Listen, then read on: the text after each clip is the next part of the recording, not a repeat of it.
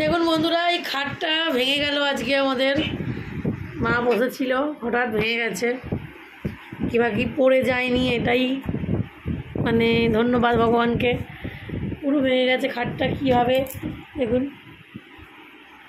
এই যে নড়ছে, দেখতে পাচ্ছেন? পুরো ভেঙে গেছে, এটা পুরো ভেঙে গেছে। এগুলো মা সব জামা কাপড় তুলে ফেলেছে বিছনাটা, নাহলে মানে কেউ এর ওপরে যদি শোয় না, থাপাস করে পড়ে যাবে। এইটা আমাদের অনেক দিনের খাট।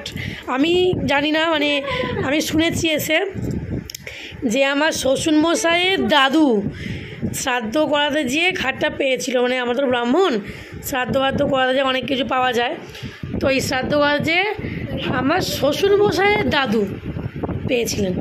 আজকের খাট কবেকারের খাট বলুন তো? মানুষগুলো চলে গেল সব, আর খাটটা থাকে বলুন না? সবেই তো ক্ষয় আছে।